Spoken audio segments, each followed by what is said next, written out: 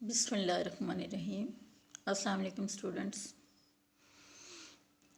ہمارا آج اگلا لیکچر ہے صحاح ستہ کے بارے میں۔ صحاح ستہ حدیث کی وہ 6 صحیح ترین کتابیں ہیں جو کہ ایک سٹینڈرڈ ہے حدیث کی کتابوں کے اندر، معیار ہے کا درجہ ان کو حاصل ہے۔ ان کے مقابلے کی کتابیں آج تک تیار نہیں ہو سکیں۔ یہ 6 ہیں، ستہ کے معنی ہی 6 ہیں۔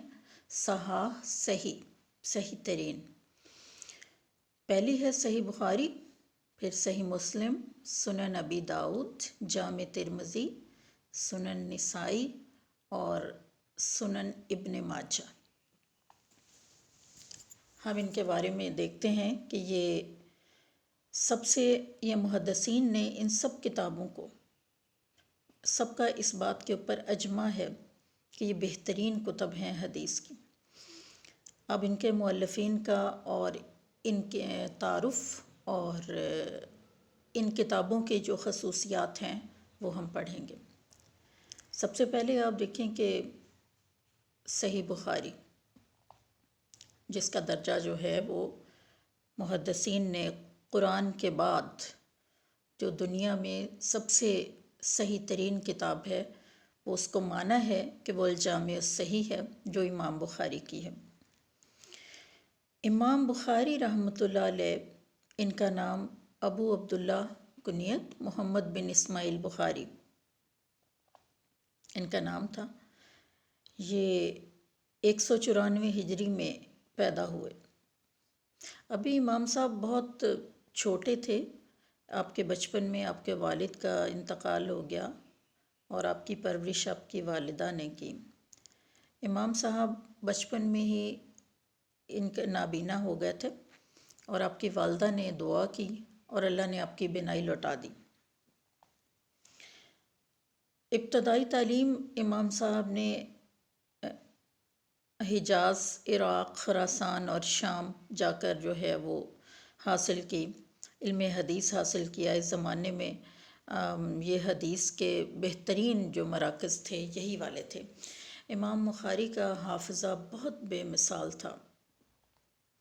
آپ دیکھیں کہ 6 لاکھ ان کو جو احادیث تھیں وہ زبانی یاد تھیں، اور آپ نے بڑی احتیاط سے یہ کتاب الجامع الصحیح جو ہے وہ اس کو مرتب کیا، اور اس میں 6 لاکھ احادیث میں سے پھر انہوں نے کاٹ چھانٹ کر کے کچھ احادیث جو ہیں وہ کم، اس کے اندر جیسے بعض میں مختلف ان کی تعداد بتائی گئی ہے، 9082 احادیث جو ہیں وہ آپ نے اس میں جمع کی۔ بعض مقامات پر ہے کہ مقررات کو اگر نکالیں، مقررات کہتے ہیں کہ وہ والی روایات وہ والی حدیثیں جو بار بار مختلف ابواب کے تحت آ جاتی، تو اگر ان کو نکالیں تو 2761 جو ہیں وہ باقی رہ جاتی۔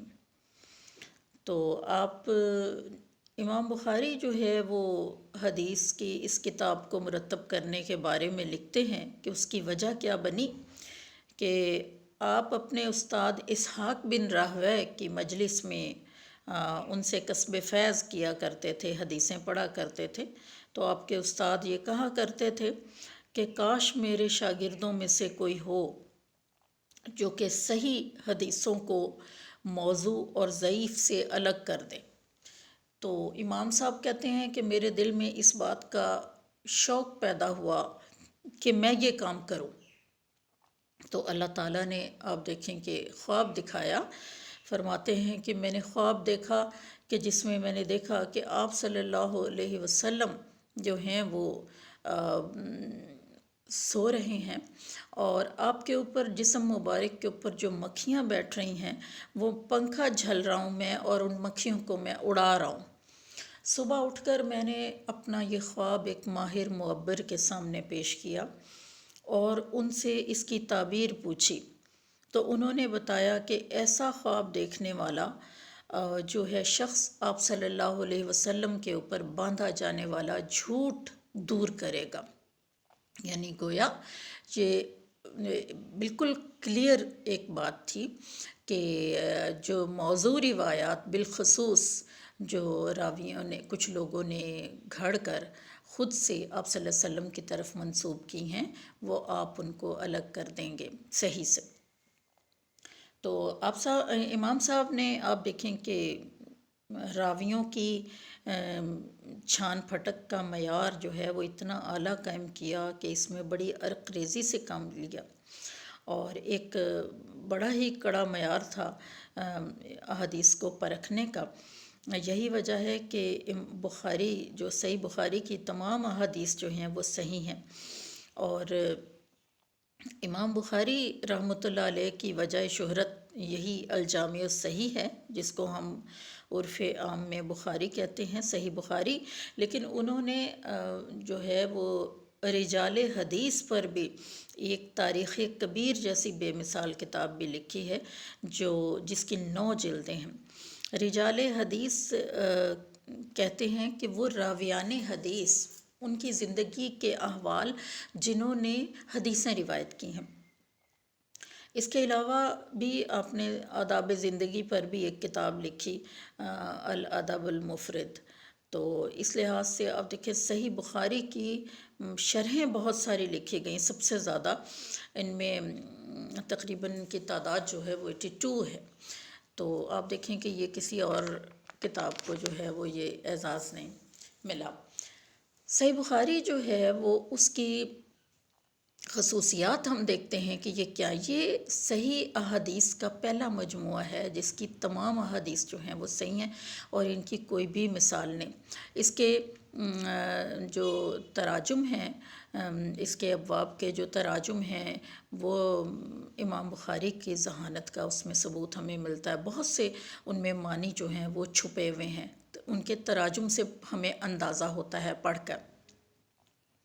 اسی طرح آپ دیکھیں کہ اگر احادیث کے متن میں کوئی کمی بیشی ہو تو دونوں طرح کی روایات کو وہ اکٹھا کر دیتے ہیں۔ حدیث میں اگر کوئی علت وہ دیکھتے ہیں، ایسا تو نہیں کوئی علت ہے، علت کہتے ہیں کسی قسم کی کوئی کمزوری، اچھا وہ چیک کرتے ہیں۔ پھر راوی کا جو ہے وہ حافظہ چیک کرتے ہیں کہ وہ کتنا قوی ہے، کہ راوی کتنا عادل ہے، پھر یہ ہے کتنا وہ شخص جو ہے وہ متقی ہے، اس کو دیکھتے ہیں۔ اس کے بغیر وہ کسی حدیث کو قبول نہیں کرتے۔ اس کی بڑی مثالیں ہیں امام بخاری کے حدیث کو قبول کرنے کے بارے میں۔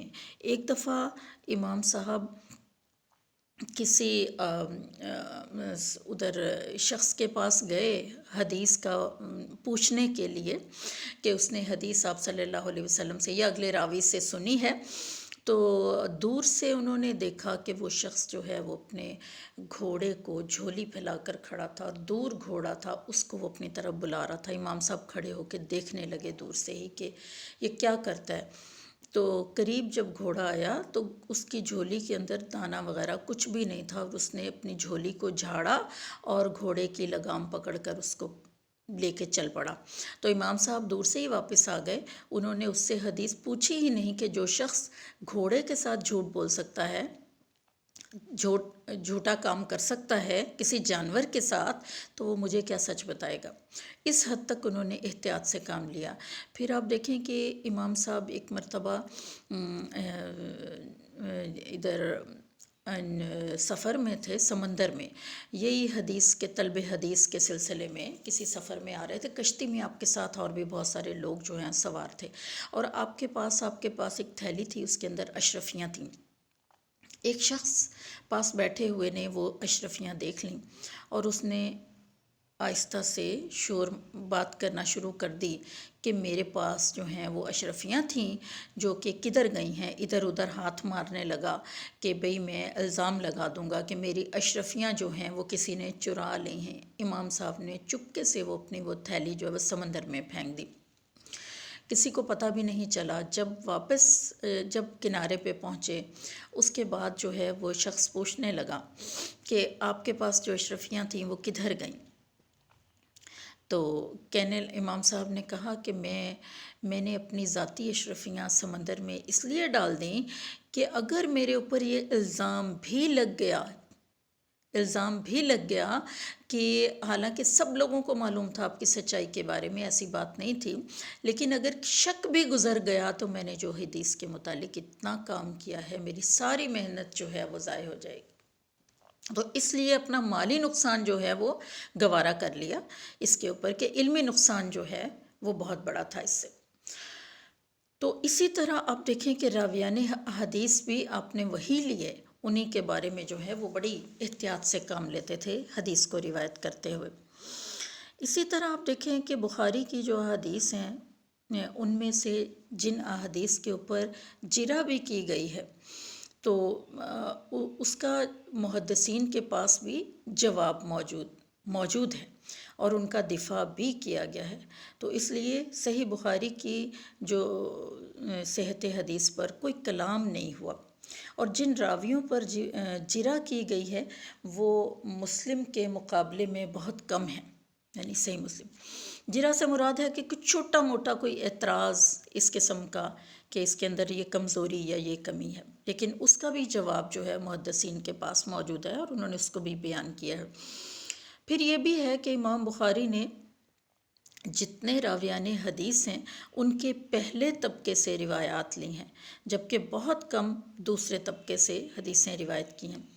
وہ راوی جنہوں نے ان سے لی ہیں، وہ راوی جنہوں نے اپنے استاد کے پاس زیادہ تر وقت گزارا ہو، اس سے آپ دیکھیں کہ ان کے معیار کا اندازہ ہوتا ہے۔ اور یہ آپ کو پتہ ہونا چاہیے کہ راویان حدیث کے جو طبقات ہیں وہ 4 ہیں، اور ان میں سے پہلے طبقے سے روایت حدیثیں کی ہیں زیادہ تر۔ پھر امام بخاری چونکہ اصول حدیث کے آپ دیکھیں کہ جو ایک علوم ہے نا، علوم علل الحدیث بھی ایک علم ہے اور رجال حدیث بھی ہے، یہ اس کے بڑے ماہر تھے۔ علل الحدیث ہے کہ وہ وجوہات جن کی وجہ سے کسی حدیث کی روایت میں کوئی کمزوری واقع ہو جائے، ٹھیک ہے، علت کہتے ہیں کوئی کمزوری، ٹھیک ہے۔ تو یہ ہے کہ وہ وجوہات جن کی وجہ سے روایت میں کمزوری آ جائے، اس کے بڑے ماہر تھے۔ پھر رجال حدیث سے مراد کیا ہے کہ وہ راویان حدیث جو حدیث کو روایت کرتے ہیں ان کے پوری زندگی کے احوال کا علم ہونا کہ یہ کیسے تھے، یعنی یہ اپنے حفظ و عدل میں اور کیسے تھے، اور اس کے علاوہ ان کا تقویٰ جو ہے وہ اس میں کتنے بڑھے ہوئے تھے، تو یہ ساری چیزیں اس میں آ جاتی ہیں۔ تو ان کے اندر کمال مہارت تھی، اس لیے بخاری میں جو نے حدیثوں کے انتخاب میں بڑی احتیاط کی ہے۔ اب دیکھیں کہ اس میں بخاری کی جو احادیث بخاری ہیں ان کی تعداد کے اندر سے مقررات کو نکالا جائے تو 2061 رہ جاتی ہیں۔ بعض مقامات پر ان کی کتاب 4000 بھی لکھی ہوئی ہے۔ اس سے اندازہ ہوتا ہے کہ صحیح بخاری کا امام بخاری کا معیار جو ہے وہ حدیثیں جمع کرنے کا وہ کتنا کڑا تھا، جبکہ ان کو 6 لاکھ احادیث تو زبانی یاد تھیں امام صاحب کو، اس کی اسناد اور متون کے ساتھ۔ پھر صحیح بخاری میں 22 روایات ایسی ہیں جو ثلاثی ہیں۔ ثلاثی روایت کیا ہے کہ رسول اللہ صلی اللہ علیہ وسلم تک پہنچنے میں صرف 3 درمیان میں واسطے ہیں، 3 راوی ہیں، ٹھیک ہے، انہیں ثلاثی، اور اس کی طرح رباعی روایات بھی کہلاتی ہیں۔ کچھ رباعی وہ ہیں کہ جن میں ایک آخری راوی سے لے کر آپ صلی اللہ علیہ وسلم تک ٹوٹل 4 درمیان میں راوی موجود ہیں، تو 3 راویان حدیث امام بخاری سے لے کر 3 راوی جو ہیں وہ موجود ہیں، تو 22 ایسی روایات ہیں۔ صحیح بخاری کی شروحات میں جو لکھی گئی ہیں وہ سب سے زیادہ ہیں، ان کی تعداد بعض جگہ پر آپ دیکھیں، میں نے پہلے آپ کو 125 بھی بعض مقامات پر ہے۔ اس سے صحیح بخاری کی مقبولیت کا اندازہ ہوتا ہے۔ اس کے علاوہ جتنا کام جو ہے وہ امام بخاری کے جو راویان حدیث ہیں، یعنی جنہیں رجال بخاری کہا جاتا ہے، اتنا کسی اور کتاب حدیث پر نہیں ہوا۔ پھر آپ دیکھیں کہ ایسی روایات جن کا سلسلہ سند منقطع نہ ہو اور وہ ڈالیں، اور جن کا راوی کوئی مدلس نہ ہو۔ مدلس راوی وہ ہوتا ہے کہ جس کو کسی روایت کرنے والے نے چھپا دیا ہو، یعنی اس کا نام تھوڑا، آدھا نام نصف جو ہے وہ لکھ دیا، نصف نہ لکھا۔ اس کے کئی طریقے ہیں تدلیس کے، تو ایسا نہ کیا ہو۔ تو یہ اس کی جو ہیں یہ خصائص ہیں جس کی وجہ سے صحیح بخاری جو ہے، اور ویسے بھی یہ طبقات کتبہ حدیث کے پہلے طبقے سے تعلق رکھتی ہے، اور اس کی وجہ کیا ہے کہ امام بخاری کی یہ کڑی شرائط ہیں۔ پھر آپ دیکھیں کہ امام بخاری ایک راوی جب دوسرے سے روایت کرتا ہے تو ان دونوں کا صرف ہم اثر ہونا کافی نہیں سمجھتے، بلکہ ان دونوں کی باہم ملاقات ہونا جو ہے وہ ضروری سمجھتے ہیں۔ اب ہم دیکھتے ہیں کہ صحیح امام مسلم رحمۃ اللہ علیہ کے بارے میں، جنہوں نے ان کی کتاب بھی الجامع الصحیح ہے، اور صحیح مسلم کے نام سے ہم اس کو جانتے ہیں۔ امام مسلم کا نام مسلم بن حجاج قشیری نیشا پوری تھا۔ آپ 202 ہجری یا 206 ہجری میں نیشا پور میں پیدا ہوئے۔ آپ نے 12 سال کی عمر میں علم حدیث جو ہے وہ کا حصول شروع کیا، اور اس سلسلے میں مختلف ممالک کے اسفار کیے، یعنی آپ عراق، مصر، بغداد، بصرہ وغیرہ جو ہیں وہ اپنے سفر کیے۔ آپ کے اساتذہ میں ہی امام بخاری رحمۃ اللہ علیہ اور امام احمد بن حنبل رحمۃ اللہ علیہ شامل ہیں۔ اور انہوں نے امام زہلی کا جو ہے وہ پہلے ان کے پاس درس و تدریس کیا کرتے تھے، پھر چھوڑ کر امام بخاری کے پاس آ گئے۔ آپ دیکھیں کہ اسی تعلق نے انہیں بہت بڑا محدث بنا دیا۔ آپ نے 7,000 احادیث پر مشتمل یہ حدیث الجامع الصحیح تیار کی۔ آپ کو 3 لاکھ احادیث جو ہیں وہ یاد تھیں زبانی، اور اس کتاب میں اگر مکررات یعنی بار بار مختلف ابواب میں جیسے حدیثیں آتی ہیں، اگر ان کو نکال دیا جائے تو کل احادیث صحیح مسلم کی 4,000 ہیں ان کی تعداد۔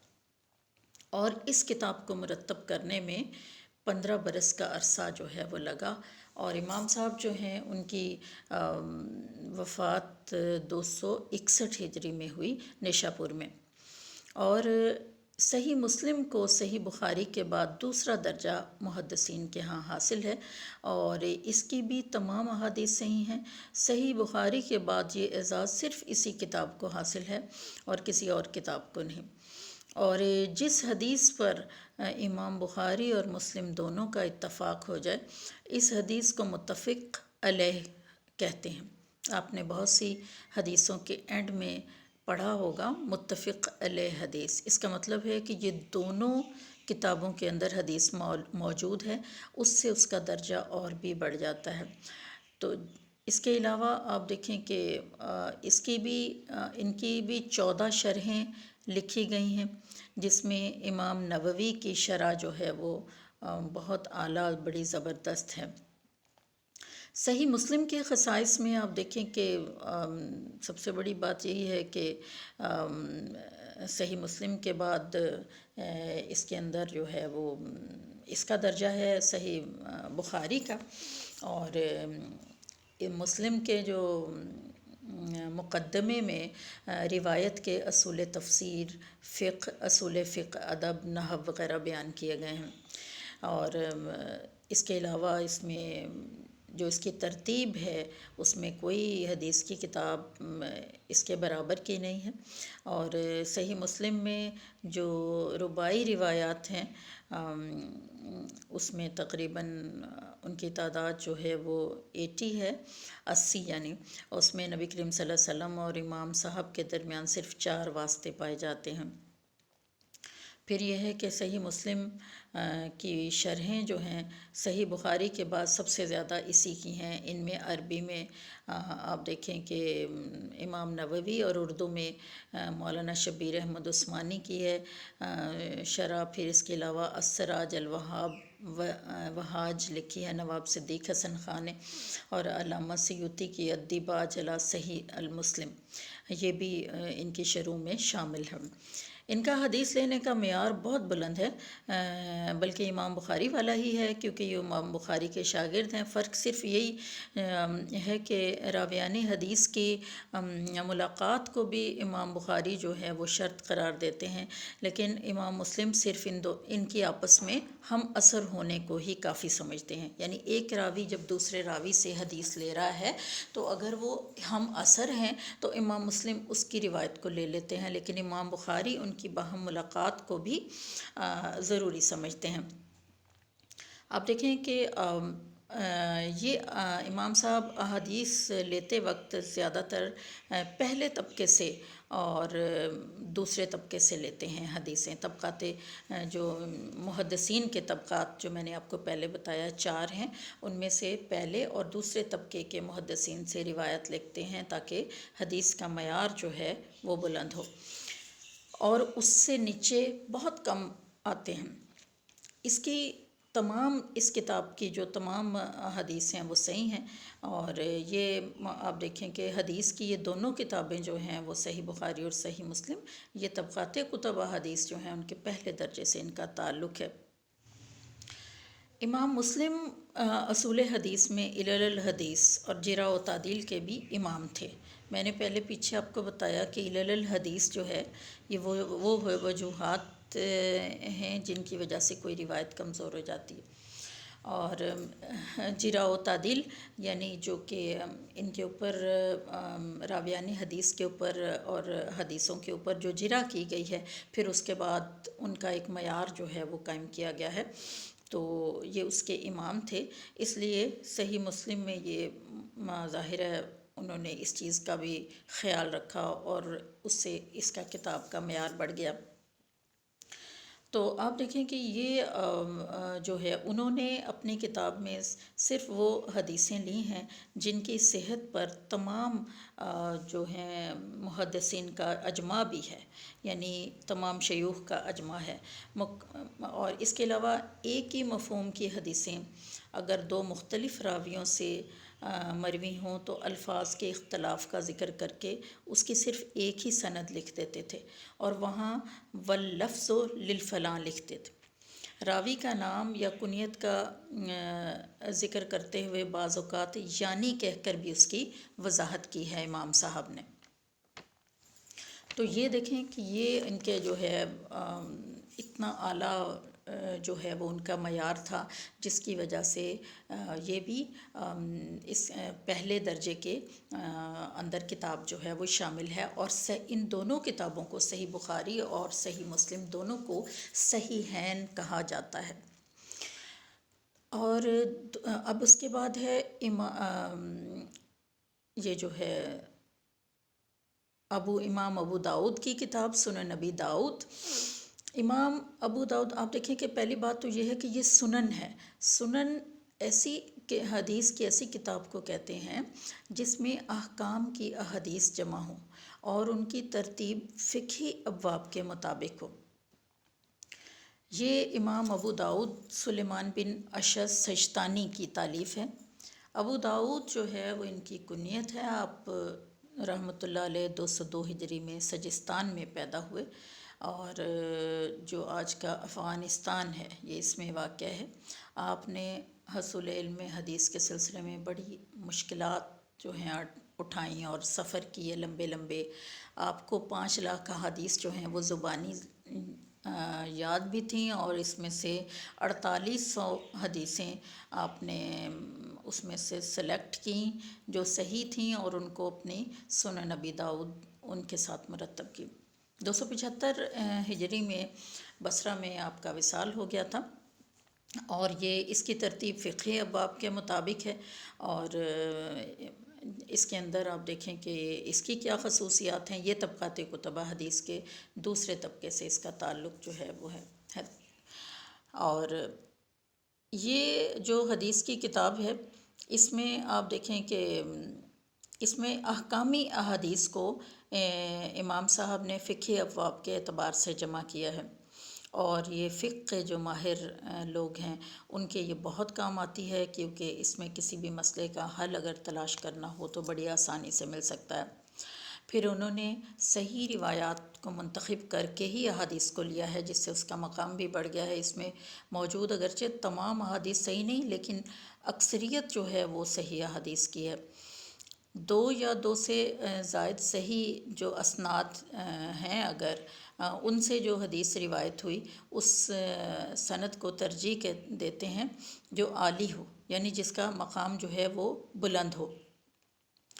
راوی پر کوئی دیکھا کہ کوئی تان تو نہیں، اور اس میں کوئی سند کے اندر کوئی ایسی علت تو موجود نہیں، اس بات کا انہوں نے جو ہے وہ خیال رکھا ہے، یعنی علت کوئی ایسی وجہ جس کی وجہ سے روایت میں کمزوری پائی جائے۔ اب یہ ہے روایت حدیث میں اگر کوئی کمزوری ہے، کوئی علت ہے، تو اس کا بھی بیان کر دیتے ہیں تاکہ کسی کو کوئی دھوکہ نہ ہو۔ آپ دیکھیں کہ یہ ان کی علمی دیانت ہے۔ متن حدیث میں اگر کچھ اضافہ ہو تو ایک روایت کی مختلف اسناد بھی بیان کر دیتے ہیں تاکہ سند کی جانچ پڑتال کوئی کر سکے۔ اسی طرح امام ابو داؤد نے اپنی سنن میں جو ہے وہ راویوں کے نام، لقب، ان کی کنیتوں کی بھی وضاحت کی ہے تاکہ راوی کے متعلق کوئی ابہام نہ رہے، کیونکہ کنیت ایک سے زائد بھی ہو سکتی ہے۔ ان کی کتاب میں مقررات انہوں نے لانے سے جو ہے وہ کوشش کی ہے کہ بار بار کوئی ایک حدیث مختلف موضوعات کے تحت نہ لائی جائے، صرف ایک ہی مقام پر لائی جائے۔ اور سنن ابی داؤد میں جو ثلاثی روایت ہے وہ صرف ایک ہے، اور جس میں آپ صلی اللہ علیہ وسلم کے اور امام ابو داؤد کے درمیان 3 راوی ہیں صرف۔ پھر اس میں آپ دیکھیں ناسخ اور منسوخ روایات کو بیان کر کے طلبہ جو ہیں ان کے لیے آسانی پیدا کی گئی ہے۔ نسخ بھی ان کا جو ہے وہ بیان کر دیا۔ اس میں آپ دیکھیں کہ انہوں نے فقہا کی جو رائے ہے اس کی روشنی میں حدیث کے ابواب جو ہیں ترتیب دیا۔ مثلاً اس میں باب رفع یدین جیسے وہ لے کر آئے ہیں، اور وہ اس میں سب کی آراء جو ہیں وہ ان کو جمع کر دیا ہے۔ اور یہ امام صاحب، امام ابو داؤد، یہ بھی اصول حدیث کے بڑے ماہر تھے، اور انہوں نے اس کا بھی اپنی روایات لانے میں بڑا خیال رکھا ہے۔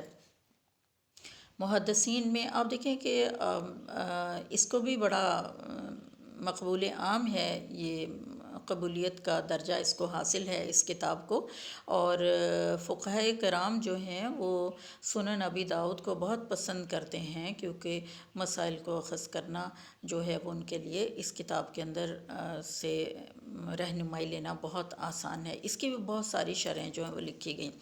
یہاں میں نے جو ہے وہ نسخ کا جو ذکر کیا ہے کہ ایک حکم جو ہے وہ اس کو دوسرے حکم کے ساتھ اٹھا دیا جاتا ہے۔ آپ دیکھیں جیسے قرآن کے اندر بھی ہے یہ نسخ پایا جاتا ہے، اسی طرح حدیث کے اندر بھی یہ ناسخ و منسوخ جو ہے وہ موجود ہے، یعنی پہلے والا جو حکم ہے کہ اس کے بعد جو ہے اگر کوئی حکم آ جاتا ہے تو پہلے والا جو ہے وہ اس کا حکم اٹھ جاتا ہے، پھر دوسرا حکم جو ہے وہ فائق ہوتا ہے۔ زیادہ تر آپ نے امام صاحب نے غریب روایات اور شاذ روایات لانے سے بھی پرہیز کیا ہے۔ زیادہ تر ان کی جو روایات ہیں وہ مشہور ہیں۔ اب ہمارا اس میں جو ہے وہ ٹائم کمپلیٹ ہو گیا۔ ابھی ہماری حدیث کی 3 کتابیں جو ہیں وہ باقی ہیں، اور انشاءاللہ وہ ہم نیکسٹ لیکچر میں پھر ان کو پڑھیں گے۔ آج کے لیے اتنا کافی ہے، اجازت دیجیے۔ اوکے، اللہ حافظ۔